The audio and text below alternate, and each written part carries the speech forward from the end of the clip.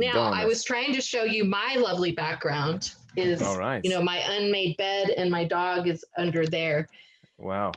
I am praying that that he doesn't, decide to do one of his vigorous penis licking sessions while we're trying to do this thing. And because the worst part about, no, it's not fun because it's gross sounding. And it seems like I don't understand this, and maybe it's an elderly dog thing. I don't remember him. I've had him for 13 years. I don't remember him at a younger age being this obsessed with licking his own penis. All right. It's like extra, Like extra, and then the worst part is that he's deaf. So I can't even go, stop it. So what I have to do, this is the worst thing. So he does it. It's super gross. I'm trying to work, we're both freelance writers. So, you're engrossed in what you're doing. You're trying to produce something here. And all of a sudden you just hear this aggressive slurping sound, and his dog bed is behind where I work. Yeah. And so it's behind me. So, and he's deaf, so I can't go, Charlie, stop it, anymore. You have to have one of those taser collars, just press the button. I just couldn't bring myself to do, he's an old man. I just couldn't bring myself to do that. So what I do instead is, my favorite type of pin is the old school big pins, so I have a lot of them. So I just gently kind of hurl them at him. All right. And at the end of the day, I have to pick up 15 to 20 big pins that are all scattered around his bed. That's how much he loves his penis. He loves his penis 20 big pens. At least 15 to 20. It depends on the day, you know. Right. If I only have to pick up 5 or 6, I'm like, oh, it was a slow day for Charlie today. Charlie, poor thing. Yeah, right. He just wasn't into it that day. No, he wasn't. Anyway, yeah. I did not mean to talk about my dog licking his penis today. Right. That really wasn't on the agenda. All right. Well, I didn't. It's just on. It will just be on YouTube, not on Facebook Live. I'm just putting that on. Well, if we put it on Facebook, that's okay. At least I'm talking about my dog's penis and not like your penis or something. Like there you go. Yeah. I mean, we will. Now you're talking about my penis. Oh, we right. We won't. Sorry. Unless you can lick your own, then that would be pretty impressive. There we go. We're gonna move on. Yeah. Well done, Tammy. I'm gonna end up getting in trouble here. Yeah. Hey, clean comedy right here for you. Yes, it funny. Is still clean. We have with how much he licks we're it. Putting a toe on the line. Yeah. There you go. Okay, we're gonna not talk about licking penises anymore during this broadcast. Let's try not to do that. Right.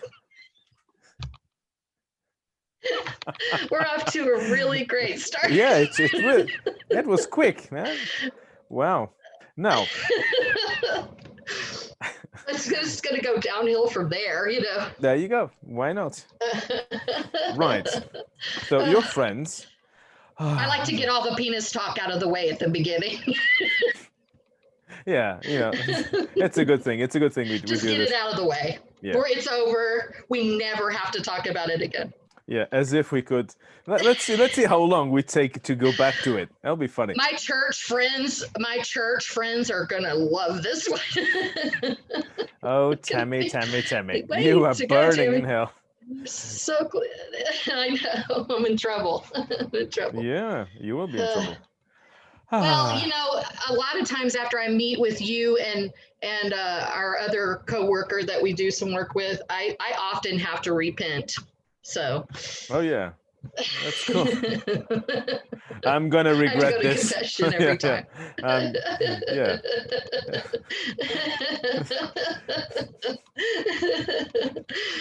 There you go. Anyway, right. You're keeping me close to God, though, Scott. You're keeping me close to God. You're keeping my relationship with God close. Yeah. Just my relationship with you gets me a lot of prayer time. There you go. Oh, well done. Now, our suggestions for we didn't even need suggestions. Your dog and. I know. Anyway. We already got into it. Yeah. Now, these tubed people. No one suggested that. No. April Fuller she suggested distubed people who can't be bothered. I think she meant disturbed, but distubed, it's maybe even Yeah. funnier. Just watch someone drive down the Distubed. parking lots aisle the They drunk. had their They had their tubes moved out. yeah, Christian they've gotten their jargon. tubes removed. Christian jargon. Example, I have praise report or I'm in the fire. That's funny. Yeah, I think it's even funnier that you'll be doing, Christian jargon since I know you know a lot of it. Yeah. You say it every day. You say stuff every day. I do say stuff every day. Jet Rockloff. 3 rabbis walk into a bar. Mitzvah. I know the pun fu is strong within him. Alrighty. Very strong. The anxiety of asking someone to move out of the way when they are standing for whatever reason right in front of what you want in the store. Oh shit! Sorry, I was supposed to tell them to you. Alrighty then, that was ruined. Right. So which one would you like to go for? Anyway, if you want to take one of these, I like all of them. All of them, but we could maybe just. I'll let you choose. You're the host. You can choose. No, that's the other way around. I'll tell you what. Why don't we breathe in and you start saying something. I know. Well, wow. I don't know which one to do. Do whatever. By the way, while you think, I'm writing my first special. I don't know why you call it a special. Yeah. But I'm writing my first special, and one of my beginning things, there'll be a song about my teenager revolution thing, like rebel. I was a rebel, and I got baptized. So that was my because everybody in my family was doing drugs and going to jail and being an alcoholic. So my thing was I'll be good in school. You went the other way. And I'll go full Catholic. It didn't work, but anyway. So that was that. It didn't take. And I let my hair grow down to my shoulders. So none of that. And you see me, I think in when I got baptized in church, dressed in white with long hair down to here, looking like a fat girl. And and it didn't work, it's all that. I think God said no. They didn't say it. I didn't hear him anyway. So well, let's see. Okay, I don't know. I don't know which one to do. So Scott. Yes. I have something to talk to you about, and maybe you can help me with this. It's a little hard to talk about. Yeah. But sometimes when I'm trying to decide between crunchy or smooth peanut butter, I'm standing there staring at it, and suddenly just someone will come and just like stand there right in front of me. I am obviously trying to decide whether I'm in a crunchy or smooth mood. I just stared right, like I don't even exist. Wow. I mean, I'm a big girl. You can't miss me. It's outrageous. It revolts me. And you froze. I really. Oh yeah, sorry. So I thought your image froze. Yeah, it's I feel you. I feel you because the part is I don't know what to do about it. Well, yeah. I'm not sure if I can be any good advising you on that, but when it happens to me, well, I try to breathe in and I just hover around on one side of the person, and I look at the thing, and then I just kind of hover on the other side and pretend. Sometimes I lie to myself and I pretend to be interested in something else that is on the shelves, and I find myself buying screwdrivers and and I went there for milk or something, and you go, wow, it's yeah, you're not the same after it happens to you. So you suggest that I buy a screwdriver? Is that I how I think do it? buying a screwdriver is. So I use the screwdriver like as a weapon, Yeah, you could do and that, then or you like beat can. them out of the way. Is that? Well, that wouldn't be very Christian I mean, that's of my you. takeaway from this is Yeah. that when this Well, happens, I'm supposed to buy a screwdriver and some milk. and some milk. That's what you do. You buy a screwdriver, you buy milk, and then maybe you can just drop the milk and say, "Oh, You you solve problems, Scott. You yeah, solve problems. that's what I do." Yeah. Okay, well, why I'm at it, then what do I do whenever I'm driving? I'm clearly driving the right way down an aisle, same store. I mean, I've already had to deal with this person, standing between me and my peanut butter. And I mean, nobody does that to me. No. Nobody does it. So, what do I do about the person that's clearly, I mean, there's clearly an arrow pointing the right direction and they're going the wrong direction. They're obviously disturbed. So Yeah. how do I deal with that? I mean, you solved that problem, get a screwdriver, hurt them with that, pour some milk on the floor or something, get Well, a distraction so I can get to my peanut butter. And then now what do I do about this problem? so this is in the parking lot, yeah? Yeah, in the parking lot, I'm driving the right way, the correct way down the aisle. You know how it's like every other Yeah, yeah, yeah. aisle? Okay. Yeah. Well, I don't know if it's like that in Texas. Oh, in Okay. Texas, that's Yeah, in Texas, we got a right way and a wrong way to go. Okay. yeah. So I'm going the right way because, I'm me. I'm always going the right way. And suddenly there's somebody else, just again, not paying attention to the world and going the wrong way. Okay, so how do I deal with that one? Well, you How have do we solve to. that? Yeah, you have to. I give you two options. The first option is just to just stop the car and Uh-huh. and wait. The second option, which is a lot more fun and community wise, I think it has more sense. Is that you get out of your car, you stop your car, you get out of Uh-huh. your car, you check Uh-huh. if it's a man or a woman Uh-huh. driving the other car. Okay, does it matter? I mean, like It you're does. going to give me two different things to do. Yes. Well, Okay, it changes very slightly. Okay. You get completely naked Okay. and you look at the person. Okay. Yeah. And if it's a man, you go, "Father," and you start running towards the car. And if it's a woman, you say "mother" and you run towards them.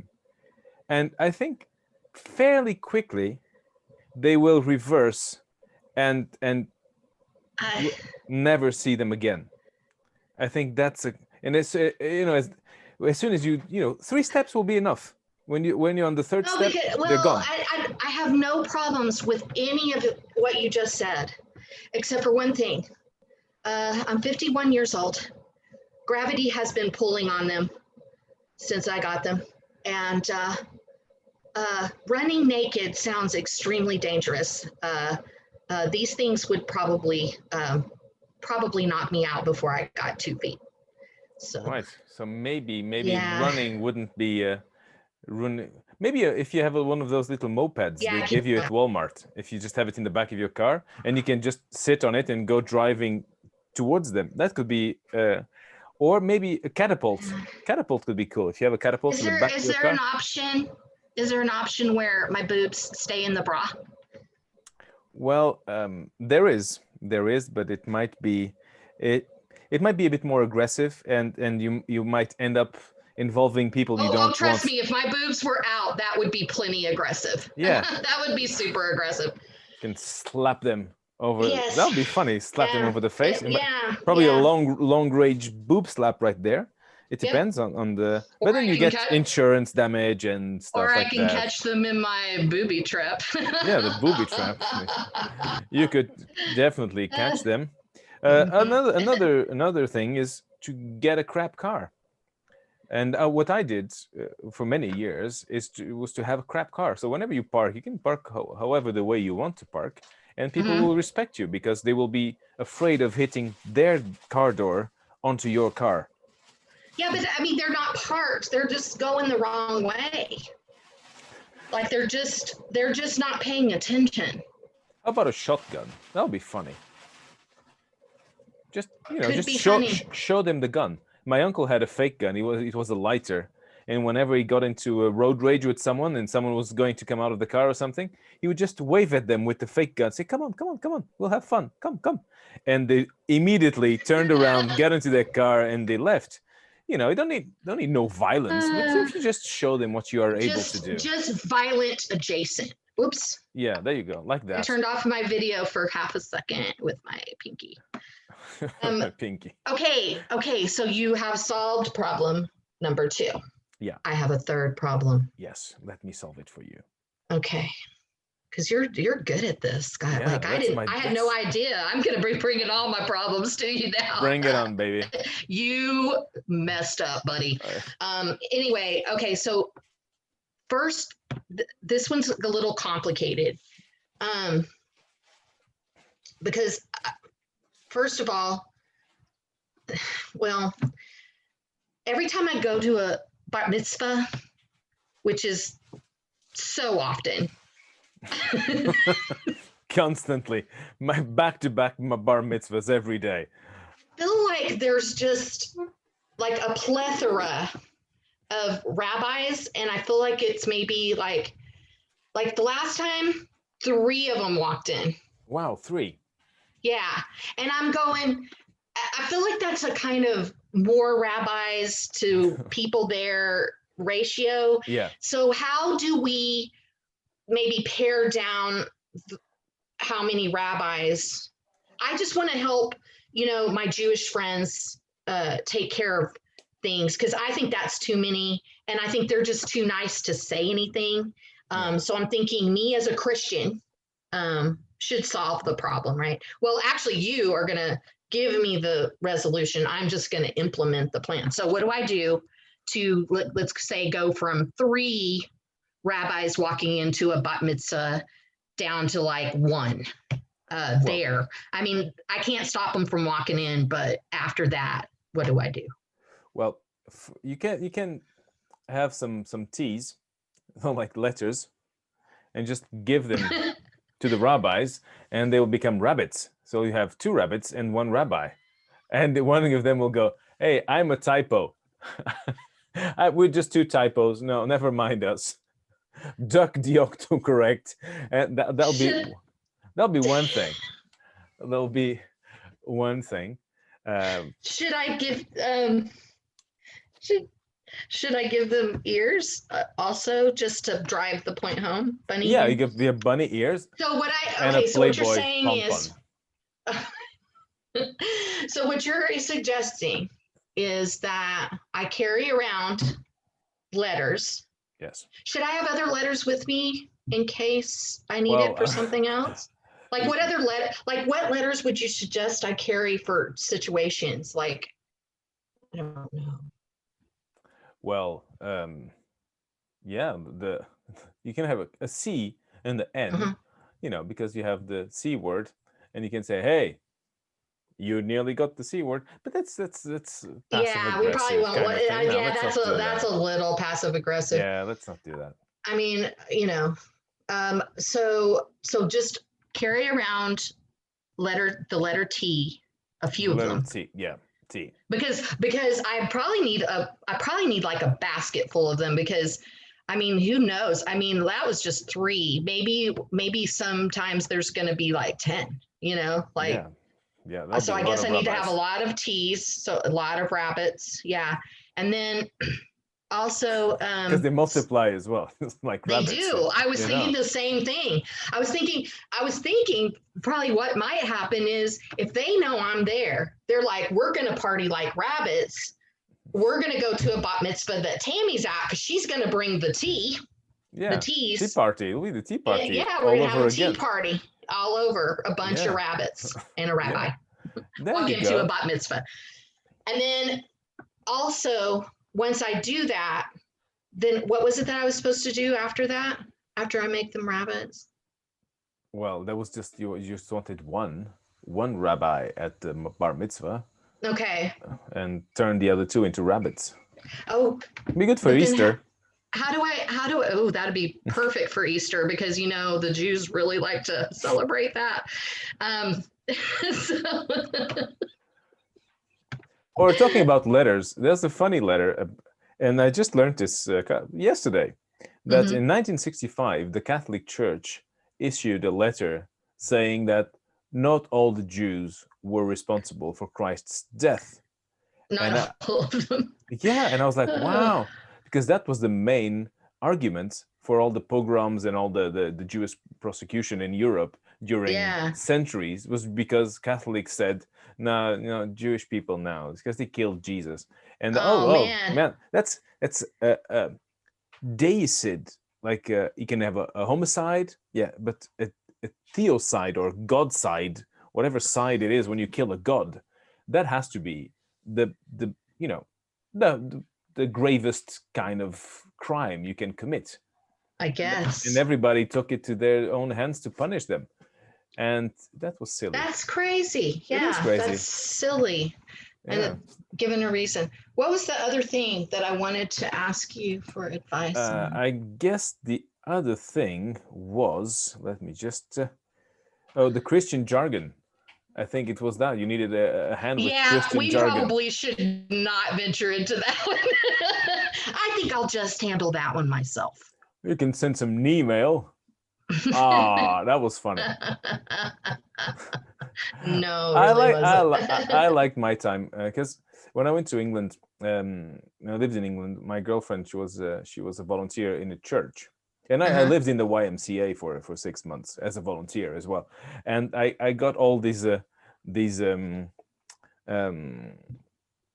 things like God answers email. That was really funny.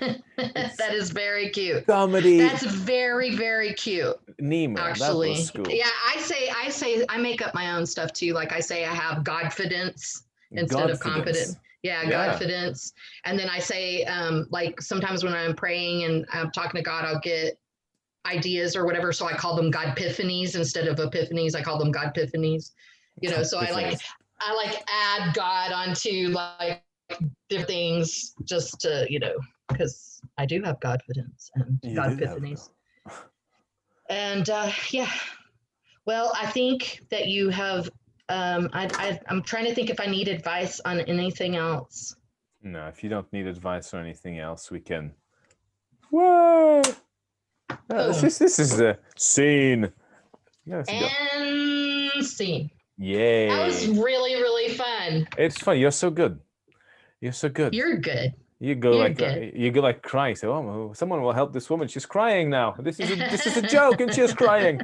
She needs help.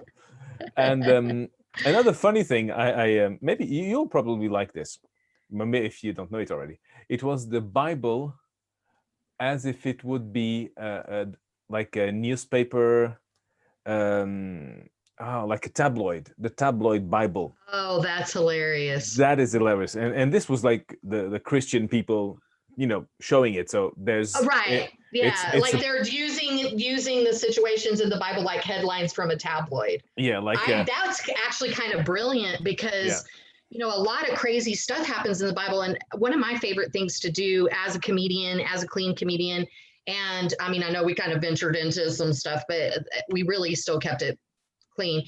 And but whenever I do look at the Bible, I do look at it a lot of times from a sense of humor. And there's a story in the Bible. I want to say it's in 2 Kings. I can't remember where. Yeah. But okay, so I used to go to this Bible study that was all the elderly people in my church, and they would like to read we would go around the room, each reading a verse, and we were reading the Bible from cover to cover together. And so I have the New International Version because I can just kind of understand it better than the the old King James. I call it the Shakespeare version of the Bible. I have a hard time with it sometimes. Yeah, I get a little put off by all that. So I like something that's a little bit, easier for me to read.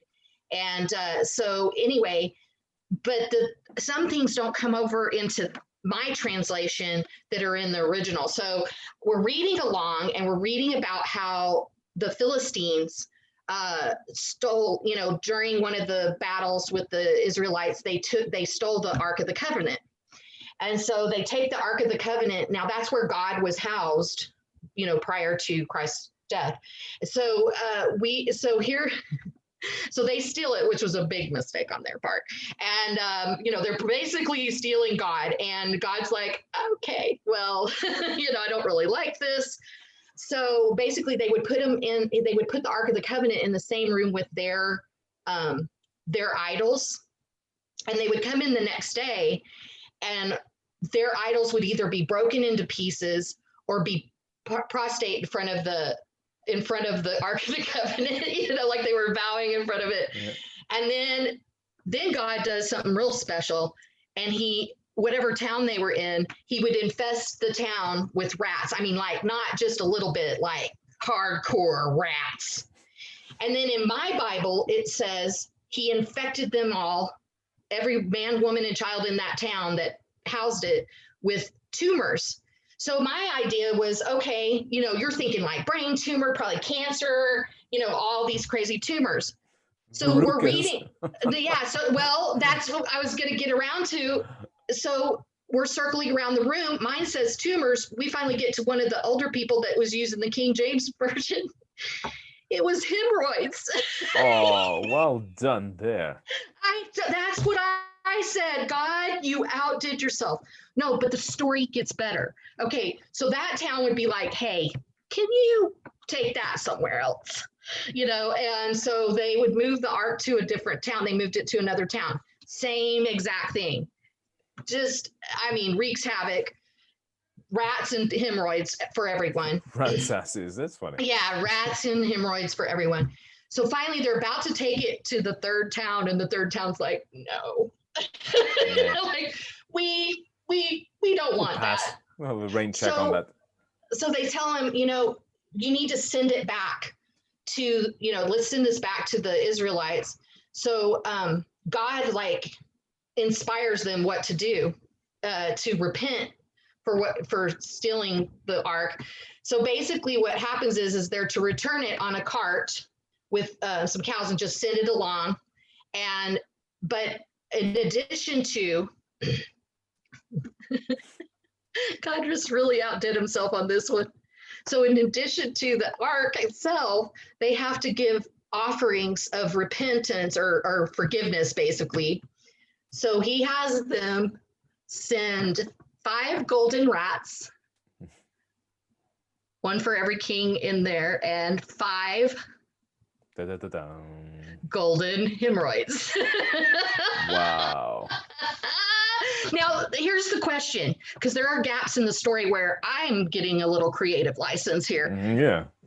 I'm trying to think how the whole forming of the hemorrhoid for the cast of the gold came about. Now, was that done on a live person? Did they use a cadaver? Did they say, we need a volunteer? Sure. You're going to play Candy Crush on this toilet until it pops. Until we can make a cast of this. And so that's my first question. But then my other question is, how about you're the Israelites that get this thing, right? And you, oh, we got the Ark back. Oh, this is clearly 5 golden rats. Which is cool. But what are these necklaces? I feel like they're looking at each other like, is this a hemorrhoid? Like, is that a hemorrhoid? Does that look like a hemorrhoid to you? How do people even know what it looks like? They'll go, I know, because you can't see it, maybe a doctor would know, but that's it, So I just thought, when I heard that story, I'm like, why is this story not told more often? Because it's hysterically funny. I feel sorry for them. I feel sorry for them, a little bit, but they shouldn't have stolen the Ark of the Covenant, I'm thinking, you get hemorrhoids and you go, I didn't steal anything. Why do I get hemorrhoids? Hey, what did I do to deserve this hemorrhoids? Who did I? You're on the cast of my hemorrhoids. They didn't even have Preparation H. And from what I understood from the story, people actually kind of died from stuff that he did. Oh, yeah. So, yeah. And so I'm thinking, how embarrassing would that be? Like, died, from a hemorrhoid. Yeah, God-related hemorrhoid. Yeah. Yeah. A Yeah. godroid. There you go. It's not just any, it's a him. It's a hemorrhoid. like It's a hemorrhoid. like the insurance guy will go, no, that really looks like an act of God. Yeah, this was an Can't act of God. It can't was a do anything for hemorrhoid. you. Yeah. Yeah, that'll be funny. And Anyway, yeah, that this story I just thought was hilarious to me. I mean, I just thought it was like, of all the things he could have done, he picks hemorrhoids. I just find that so showing that, to me, it shows that God has a sense of humor. yeah, yeah. My creation shows that God has a sense of Yeah, humor. So concentrated. I'll show everyone. I'll just put it in that person. Yeah, And exactly. yeah, so this tabloid Bible, I just looked it up. It's called the tabloid Bible, and there's one like the miracle of the bread. I don't know what what's the name of it. The bread multiplication. Oh, he multiplied the fish and the bread, Yeah, to feed the 5,000. yeah. Is So it? like they were hungry. He had been preaching all day, and they were hungry, and they didn't have food, but someone had 2 fish and 2 loaves of bread, and he multiplied it and fed 5,000 people. Yeah. So the title is Miracle or Very Thin Slices. And then again, it explains the stories from a Christian point of view, but with Yeah, that format. So that's with that format. That yeah. sounds wonderful. What's it called again? The tabloid. I'm going to offer it to you. You'll receive it on the. Well, I don't have your address, but we'll figure it out so I can send it to you. Oh, that's wonderful. Yeah, I'm yeah, excited about that. Yeah, because it is funny and An interesting way to look at things. But I even saw a cartoon the other day that was like that Jesus multiplied the bread and fish, and it had the people in the crowd saying, "Is it gluten free?" It's like yeah, all yeah, these things that people like are so picky about now. And of course, back then stuff wasn't as had all the extra added crap sure, that it does now. So sure. I can see it being different now than it was then. But I just thought that was kind of funny. If you were to do it modern day, they'd be like, "Can I have that fish?" That's like sushi. as sushi. Yeah, Great minds. heavy metals inside the bread. Yeah. Is Yeah, that tuna mercury free? yeah.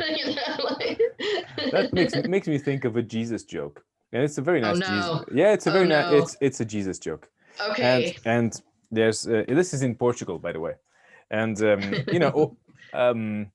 what do you call it when the doctor gets this thing in his ear and he listens to your heartbeat? It's auscultation. Oh, what do you mean? Like, what's it called? The action of listening to someone's heart with that stethoscope. Why are you asking me that? Do I look like a freaking doctor to you? No. It's called listening to your, I don't know the official All right. word. Okay. Well, I'll figure something else. Anyway, so Jesus decides to come back to to Earth, and he takes the place of a doctor, family doctor.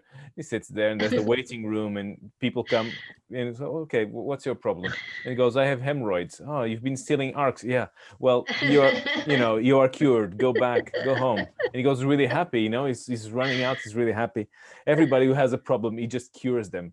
And there's this guy in a wheelchair, and he goes in, and he say, Jesus, so what's wrong with you? He said, well, I'm crippled. I have no use of my legs. He goes, well, get up and walk. And the guy gets up and he walks away, and people outside say, hey, how was it? Crap, they don't even listen to your heart anymore, these doctors. Never happy. They don't care. That's Not even actually really good, because it's true.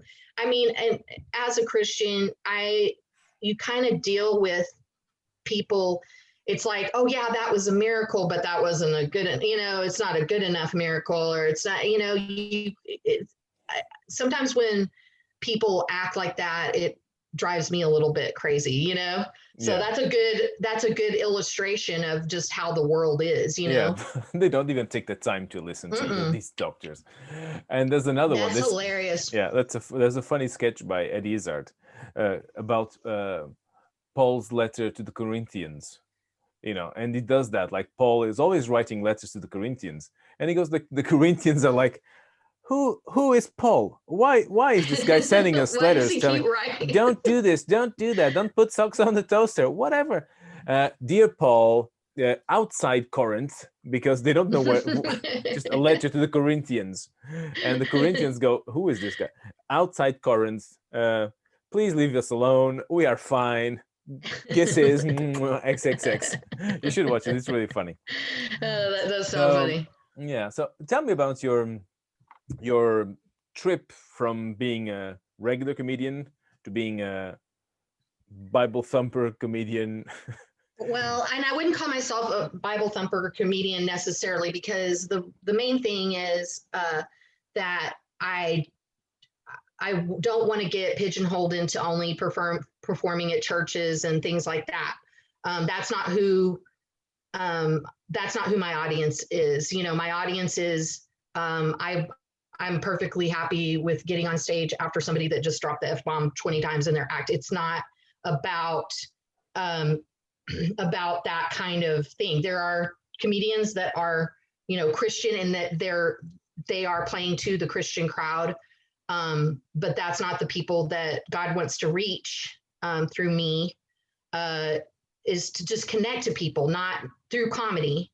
And then if I have the opportunity to talk to them, and I'm not going to shove God or Christ down people's throat, but I am going to show them that you can still be a human being, and you can still have a good time, and you can still enjoy life, and be all out for God, and balance that out. But I really just want to connect people to God, only because I know what He's done for me in my life, and I want other people to experience that. But I don't want them to be coming from a place of, like you brought up your Catholicism. You know, there's a lot of times people got church hurt or whatever. And so what they do is they put God completely aside because of human beings. Sure. And I want to be a human being that wants you to invite him back in, because you see that there's a human being that's not judgmental, that doesn't, you know, down everything you do, that says, you know, God loves you no matter what you do and say. And that everything that I do differently now has had to do with my relationship with God, not somebody telling me from a pulpit or from any other place, you know, you should or shouldn't do this. It's all been about my relationship with God. So I kind of just moved away from it naturally, but I wasn't doing stand-up comedy at the time that I kind of came around to it. You know, it was kind of, I've always been a comedian, and I did stand-up comedy years and years ago when I was a young pup in the military. None of that I could do now. You know, my acts were pretty blue. And, but there wasn't really a transition. It was more like I started hanging out with God again after a long time away, kind of like you, just disillusioned with church and religion and, you know, the whole thing. God was fine. It was the rest of it that I just so turned me off that I just got far away from it. So it was kind of after that the comedy just started coming up. My writing started coming up. And then I just started, you know, performing only recently. Well, I say recently, like a year ago, is about when I started performing.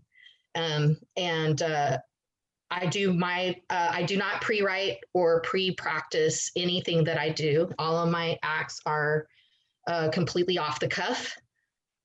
9 times out of 10, I don't even know what I'm going to talk about till I'm on the stage. That's cool.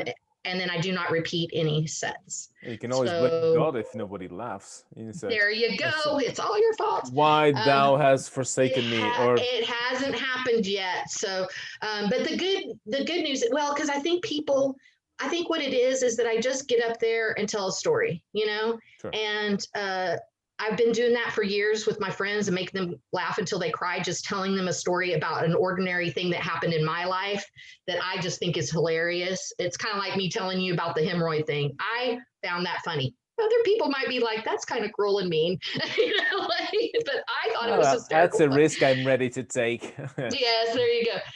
But, you know, it's just kind of one of those things where, you know, I don't, like I said, I just don't kind of really think about it. I've always been kind of naturally funny. So I just kind of go with it, you know, I go with where that takes me. And, which is pretty funny that I don't write my own sets or even practice them, considering the fact that I write for other comedians all the time. So I write whole sets for comedians all the time, and I think it's kind of hilarious that I don't for myself. Well, you're constantly writing comedy. Like we've been writing comedy since we started this, and Yes, just write it with your mouth, and it's funny because that's right. people, they don't realize, because that's the thing with stand-up. It looks improvised, but it's sometimes very scripted. Everything is its own place, but you are Yeah, doing what it looks like, yeah. and so I'm really that's doing that. and you get Yeah. no credit, and you go, Yeah. Well, no, and these. it's okay. But I tell people, people all the time are amazed by it. They're like, wow, I don't think, like other comedians specifically, they're like, I don't think I could do that. I don't think I would be so nervous and all of that kind of stuff. And it's just like doing improv, though. I mean, Yeah, there's no difference. So if you can get up there and do any kind of improv, most of us have had, even if we did have scripted sets, we had a moment where somebody in the audience decides to interact with us, and we stop what we're doing and we interact with them, and it is hilarious. Usually none of that's pre-planned. To sure. me, that organic thing is much more fun Yeah, to that's when you get do. the best laughs. Yeah. Yeah, I mean, the best laughs happen from the stuff that came off your cuff Yeah. in the moment when you're interacting with that person, that other human. I was doing a benefit for one of my friends was running for office in San Antonio, and I that's where I am, by the way, for those in the audience that don't know where I am, San Antonio, Texas. And anyway, I was performing, and I was doing my thing. I was telling a story about my mom. It was a hilarious story about I used to go on Pinterest. You know what Pinterest Yeah, is, yeah, yeah, right? yeah. Okay. So I used to go on Pinterest and try to find the most ugly, bizarre things. Like, why would people want to do this? Like, why would they be pinning this or saying this will be fun to make? And I found this. It was a crocheted thing that goes around your neck. It was hideous. And you to put your wine glass in, Oh, hands free, hands wow. free. And it was ugly. And so I was just thinking, I'm going to tell my mom about this. So I'm talking to her on the phone. And for the audience to know, my mom passed away 3 years ago, so of cancer. So I love to tell stories about her because she was funny without even trying to be, like that kind of humorous. And so anyway, so I call her, I'm talking to her, and I'm telling her about these things. And this is my mom always, like, she can always see the silver lining and or the good of it. So she starts going, I said, and Mom, they're just so ugly and everything. She goes, well, wait a second here. Let's think about this for a minute. Anytime she says that, I know she's going to try to talk me into liking it, right? Mm. So she says, what if you're, say you're at a bar and you're drinking wine, and you have to go to the bathroom, and you don't want to leave your wine on the bar so somebody could put a roofie in it. So Yeah. you just put it in there and you can go to the bathroom hands free with your wine right there. So I say the word roofies, and the lady that I'm doing the benefit for that was running for office, she didn't know what a roofie was. So the middle of it, she's like, what's a roofie? So I'm having to explain. And then now 90% of the room, she's a church friend. We're church people. All So right. now Yeah. I'm going to have to explain the date rape drug Yay. to a bunch of church, but it ended up being hysterically funny. The whole interaction about the roofie. I said, I'll answer questions. I'll do a facts page on this video, Yeah. and answer your things. But everything that her and I did together during the entire benefit ended up being really funny. And I find, looking back on it, I have the videos on my YouTube channel. I find those moments to be my favorite. Yeah, those are funny. Yeah. I give stand-up lessons around here where I live, and I have a really nice group of students. We have a lot of fun together, and I explain to them the concept of crowd work, or what I've learned about crowd work. You ask a question, repeat the answer, listen to the answer, repeat the answer, and have a comeback. So this kid, he had a whole set. He forgot his text and he tried to talk to a lady. What's your name? And she says her name. What do you do? And she goes, I'm an animal behavioralist. And he goes, oh, huh? He didn't. And a bit further on, he tries, she was I don't know, she was over 50 and he is 21 or something, and he goes, you kind of like me, don't you? And she goes, well, but I have my bunny, my rabbit. And in France, a rabbit is a kind of dildo with Oh my gosh. it looks like it has two little ears to No. stimulate the clitoris. Well, No, no. it happens. And she goes, well, I have my bunny, and everybody was laughing, and he had no idea what the He didn't bunny know what she was. was talking about. Oh He goes, no. oh, you have a bunny, yeah, you like animals, huh?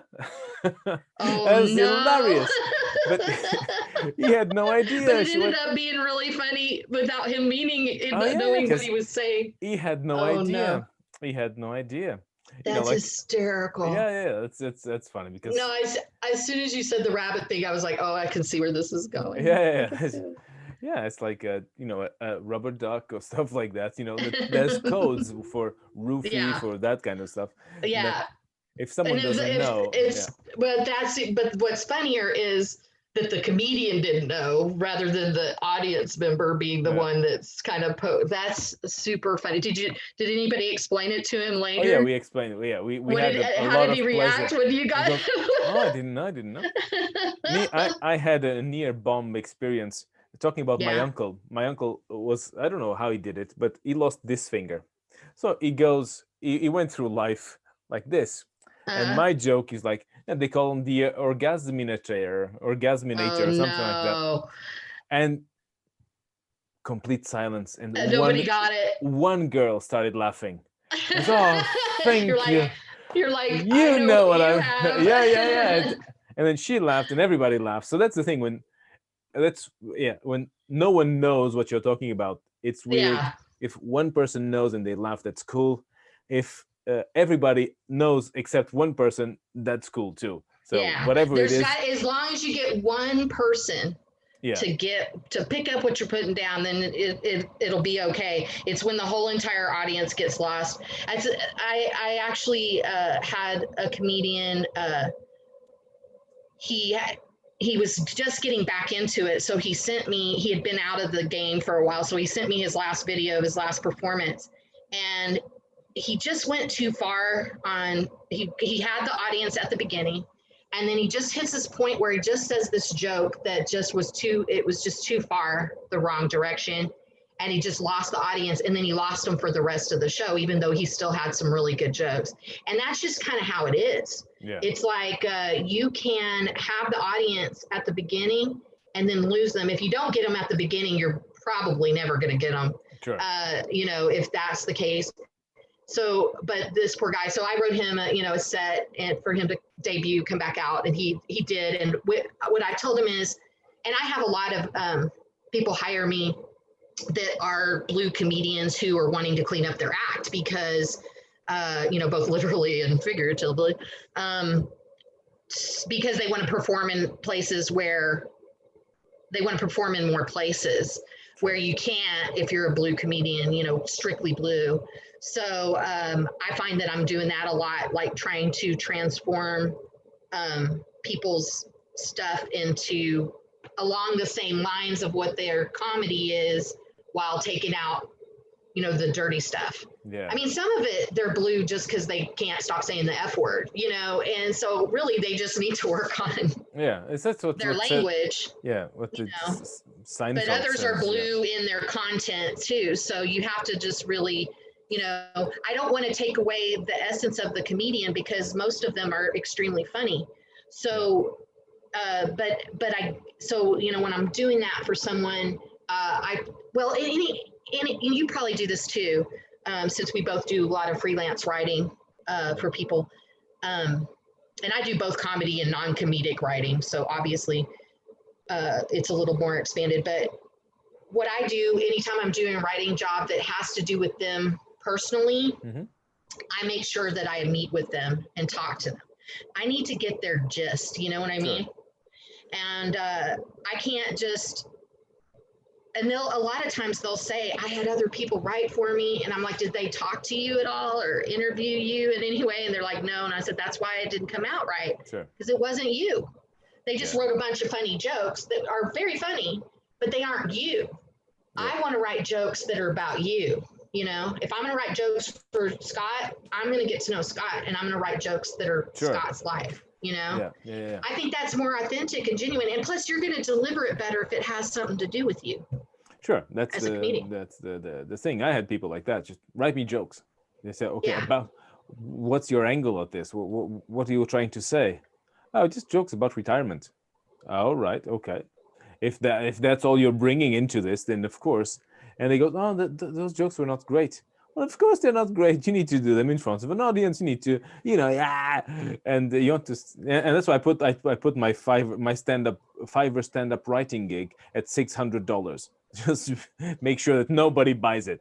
Then no, you stand up. You don't need to write stand up. All right, I will write it. I will perform it. I will test it. I will review it, rewrite it, and then I'll give it to you. But you pay $600 because if not, there's no, yeah. So well, and I write sets for people, but I'm the same way. I refuse to do it if they won't let me get to know them. Yeah. If they say no, I don't want to talk, or I don't want to, take, okay, sorry, I can't do the job then, because I don't want. Listen, I don't want to do all that work and have it rejected because it's not right, Sure. So that's what I love about being a freelance writer, and I'm sure you love this too, is we can pick and choose what we do and we don't do. Yeah. And I've even on there gotten into a job and been like, nope, don't like this, written them and say, hey, you need to get somebody else. And, I'll give you a cancellation so you can get refunded, blah, blah, blah. I've done that a few times. Most of the time, if I turn down work on there, though, it's just because it's, even though I say all over my profile that I'm a clean comedian, I'm a evangelist, I'll still have somebody, write me and say, hey, I want this kind of set or writing or whatever it is, and it's just not right for me. So, sure. And then I send them your way. Yay! Give those dirty bastards. I'll give them to you, and then just pray for you behind the scenes. Yeah. But I just can't. I have a certain standard of it's not that I have any kind of judgment on people that do this. There's that's just who they are. So I don't judge people anyway, but but I have to stick with what's right for me, That's true. That's the only way to be true. Yeah. Well, for me, it's I was just listening to a book recently, and he goes, well, people like who was it? George Carlin was arrested for his 7 words you can't say. There's another guy who, like edgy material, doing edgy and taboo sort of thing. He got arrested a bunch of times.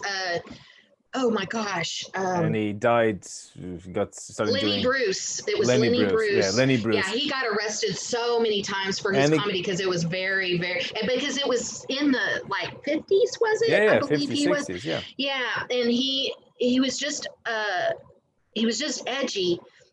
And it wasn't even that his stuff was, they would say it was dirty and stuff, but really it was just edgy and dark. But that's the thing. Like dark comedy, and people just couldn't handle it. And a lot of it, would be like anti-government, anti the man, kind of stuff. And people back then just weren't open to that, And like I said, now I have a certain things that I will and will not do. I don't judge other people for doing them, the things I won't do. But, it's just, you have to set what's right for you, Sure. But now that's the thing. The taboos are what's even taboo anymore in comedy? Because you can go on stage, you say whatever you want, swear, like you do the aristocrats joke, whatever anything goes now. So if anything goes, and of course, bodily functions and blue material get easy laughs. Yeah. So many people tend to do that. And of course, if you do that and you try to take, it's like what Seinfeld says. Well, Seinfeld, he goes, if I need to say fuck to make people laugh, well, maybe the joke wasn't that good. So, that's what I think. That's how I think. Yeah. To me, I get it. I mean, but I will tell you now that I'm kind of a Jesus freak, the F word used to be like my favorite word to say, when I wasn't hanging out with God. I would use it. It was very strongly in my vernacular. And now it's just, it's not that it offends me necessarily, it just offends my spirit, I just don't like to hear it. But I don't, get onto anybody if they're saying it around me, but people tend to actually not they know that I've Sure. moved over to this side of things. So they just tend to be better about it. But anyway, but there are times where I'll be trying to watch, people will tell me you'll love this comedian, and I'll start watching it and they say the F word every other word. And it's to the point where I just can't even hear what they're saying. It's like, I get it. You're edgy, you're blue, you're devil may care kind of person. Yeah. But this is too much. Now all I hear is that word. And especially now that it kind of just makes my spirit go, like it's extra, like like I can't watch it. I just can't. And they could be the funniest person in the world, and I just can't watch them anymore. Sure. So I find myself gravitating towards, clean comedians. Actually, my comedian, I guess, icon right now, and I didn't discover him until I was getting back into it after, I became a Jesus freak. And his name is Michael Jr. He is hysterically funny. I mean, so funny. I got the pleasure of meeting him in person last year, and he's the same thing. How he got started in stand-up comedy was he was at a movie theater. I don't remember how old he was, but he was a teenager, and he was at a movie theater, and the projector broke down. And so was naturally funny. So he got up in front of the crowd while they were trying to fix it and just started telling jokes. And that's where his career started. They were just dying laughing. So he was like, okay. And then he's a clean comedian, and he does Christian comedy too. Like he kind of exactly how I want to be. Like he goes into the clubs and, he does that. And he also does he'll be at a church. Where I got to see him perform was actually at my church. Or at a church event. And so he performed, and then I got to meet him after. I cried because he's kind of he's who I want to, and I didn't discover him. The only thing different between he and him is he writes his jokes and he does the set over and over, kind of thing, like a normal comedian. I guess I'm just abnormal. Yeah. I've been trying to see if I could find comedians that do what I do, and nobody does it. In fact, the stick routine. Yeah. There's Jonathan. Hold on, I'll tell you. And this is from the 50s. And hold on, I just find it. It's Jonathan Winters. And it's called The Stick. Oh, I love Jonathan Winters. Yeah, and now, it's Jonathan The Stick. Winters. He's improvising. Yeah, and there are improvisational comedians that will do it for part of their acts, but sure. I've been trying to find someone that does completely off the cuff, no repeats, doesn't half the time know what they're going to talk about till they get up there. I haven't found anybody yet. They're probably out there. I'm not trying to say I'm like so super special. Yeah. It's not like that. It's just that I kind of wanted to see who does this, and I'm finding that not very many people do. Yeah, there's one who's really good with crowd, but it's crowd work. So he goes and he asks these. There's a few girls in the front. Okay, what do you do? What are you here? What do you do? This guy, what do you do? And then he puts them all together, whatever the people said. So there's a bit of crowd work, a bit of banter with the public, and then he creates a story on the spot that will get implement all that. That's a good idea. There's another guy. He is incredible. I can't think of his name. I just discovered him like last week. He basically and he's got a little blue in there too. So. But it's not where I can't handle it. But basically what the audience does is he breaks the audience up basically into 3 or 4 pieces. And he says, I need a suggestion here, here. And they will do like quantum physics and, like crazy stuff. Yeah, they raps about it, I heard. Yes. Yeah, I saw it, recently. Yeah. He's incredible. I mean, like, you're just going, there is no, how does your mind, like, because I'm off the cuff. And, I think of things very, very quickly, but I could never imagine being able to do a rap that rhymes in that amount of time of subject matters that are like, whoa, I don't even know what that is, Toenails and quantum physics. Wow. Yeah. And then he did it on a morning show or something, because I kind of got stuck in a vortex of watching this guy because I was just so blown away by that. Yeah. And I was sitting there thinking, wow, That's amazing. Yet whenever I tell people how I perform, and then they see me perform and they say, that looked like you must have practiced it 20 times. And I'm like, no, never practiced it. Nope. Now, don't get me wrong. I'm telling stories that are my stories. Sure. Do you get it? So I've told the story before. I've lived through the story. So that is where I kind of cheat, you know. Yeah, I'm not making up a story on the spot. But I could, you know, you've seen me a little bit in improv. I've done improv before. Sure. So, you know, you have to make up a story on the spot and you have to be funny, you know, so Sure. you got to be clever. So, you know, I don't know if we were funny or not, but we don't we'll care. find out later. We don't care. We were funny to us. There we were you laughing. go. We were laughing. That's I was trying to hold it together for the rabbits thing. That killed me. Put the tea, bring a bunch, because I was like, where is he go? When you said tea at first, I was thinking like drink tea. I was like, where is he going with, like, where is this going? And then whenever you said the letter T and you turn them into rabbits, that just, I could not handle it. That was super funny and very clever, my friend. Yeah, but it's not mine. But anyway, it's not. No. I almost cheated too and said we could use the letter S and put it on a car and look at that S car go. Oh, righty then. Yeah, that's from, I think that's from, it might have been Cheech and Chong or somebody. I don't know. It was that somebody had spray painted an S on a car and they passed them and one of them says, look at that S car go. S car go. That's cool. That's good. And I almost said it, but I was like, oh, that's somebody else's. I don't want to use it. I have a particular thing with that is I believe that comedy is a bit like music. So yeah, you know, early routine of someone, you know, from the 50s, you know, like who's on first base, that kind of thing. Mm-hmm. It's a shame, at least for me, like I love this. I speak English mostly to enjoy the cultural production of English speakers, like comedy, literature, and all that.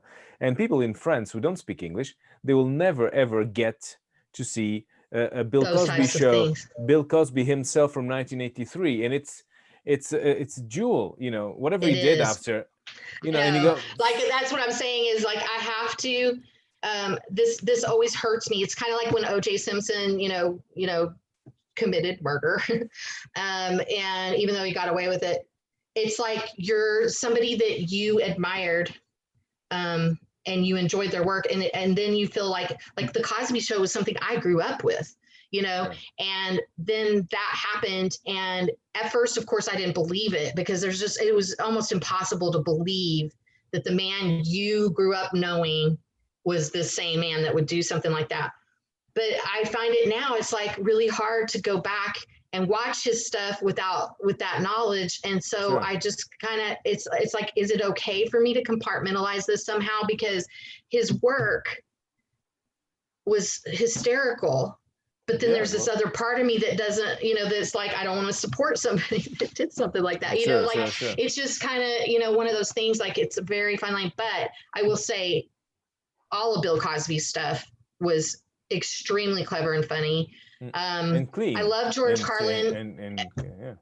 I love George Carlin mainly because my dad like loved him and you know, but again, he's another one that's really hard for me to watch now, just because that's all I hear kind of anymore. And you know, but if you can wade through the F word, his commentary on life is just brilliantly funny. And so I just kind of wish it would, like, there was a way that you could bleep out, you know, like, beep, or beep, like, beep, beep, well, beep, beep, yeah, beep. Thank you. Goodbye. Every other word. Okay. Well, and that's whenever my son was a kid, some of the musicians I liked or listened to, you know, had cussing in their lyrics. However, if you bought the CD at Walmart, they were bleeped. Yeah. Okay, so I used to love Limp Bizkit. Are you familiar with Limp Bizkit? Yeah. Okay. Well, one of his songs is just basically him telling F this, F that, F this, every other word. Yeah. This is super funny. So like on that version, it is literally like blank a word, blank a word, blank a word. I mean, it's horrible. But the funniest part of the story is my son is listening to it And he's like, you know what not that song, because I would just skip it because it was like worthless to even try to listen to it. And so he is, you know what I really like about Limp Bizkit is that they don't cuss. Oh boy. And I was just going, they don't, you're right. That's the best, you know. Come to But church on Sunday. That's right. But it just kind of one of those things where I kind of wish there was some comedians that I could get that version, is there a clean version of this comedian, or even if the comedian would perform a clean version of their stuff, just because there's so many comedians that I absolutely can't watch anymore. And it's not because God's saying don't watch them. It's just I can't get past that overabundance of the word. And it just, this sounds super judgy of me, but it's not really a judgment thing. It's just I just can't, I don't like it. I want to hear I want to hear what you're talking about. I don't want to hear the F word. You know what I mean? I want to hear the substance of what you're talking about. I think that's a very healthy kind of thing. Like, okay, this is not for me. I just move on to something. It's not a Karen sort of thing. Like, no. I don't like this. This shouldn't be seen by anyone. No, I don't like this. Let's get it removed from the world. I watch something else. But you can get why it's funny. So how can people find you? And how can they find me? Yeah, to wrap this up, how can they find you? Well, I don't have a comedy page set up on Facebook, but people are welcome to connect with me on Facebook. Tammy Crucedefoe, Tammy Crucedefoe. Cruce is my maiden name, but I kept it on there just because some people know me by that. And then I'm on Instagram, Defoe5. That's Defoe, Defive. Like the number Defoe is the number before Defive. That's how I came up with devise that. So Defoe Defive, and then I have a YouTube channel, Tammy D Comedy. I don't use my last name for my comedy. I just do the letter D. And so I do have some of my stand-up on there, Tammy D Comedy on there. And I guess those would be the main ones. Oh, and Defoe Defive on Twitter also. Right. So I'm not as heavily on social media as far as I do lots of posts on Facebook, but for the most part, I post stuff, but I'm not like one of those that's like every day I'm posting a bunch of content. Maybe as this thing marches on, I may do a little bit more of that. But anyway, they can see me there. My very first stand-up thing that I did when I kind of came back around to it, and I showed it to you, I guess a week or two ago. It was basically, for those that don't know, some friends of mine asked me to perform at their Christmas party. It was like a churchy kind of Christmas party. So I was like, I need to do something kind of along those lines. So what I did is I feel like there's so much about the Bible that we don't hear. They just kind of brush over things. And so I decided that Mary must have been a hormonal pregnant woman, like all women are. And it's basically a scene, and I act out both parts of improv. But don't spoil it. I just want to give an idea of that Mary's having a hormonal breakdown. Let's just put it that way. And Joseph's trying to chill her out about it, and it's pretty funny. So they can, people can start there, and then it kind of goes from there on the stuff I've done. So. All righty then. Well, thank you very much, Tammy. This has been really fun. And this is my first English. I've spoken to 6 or 7 people doing this. We did this in French, and you're the first English speaker. And I can never watch it because I can't understand. I know it makes me sad because I can't understand it. So I'm like. But anyway, I'll be doing some in Spanish and some in Portuguese, so you can amp up that frustration. But anyway, there'll be some more English coming up. So thank you very much, Tammy, for this. Thanks for having me on here. That was really fun, and I love it. And anytime. All right. Anytime you want. I'll stop the Facebook Live. It stopped. I stopped recording.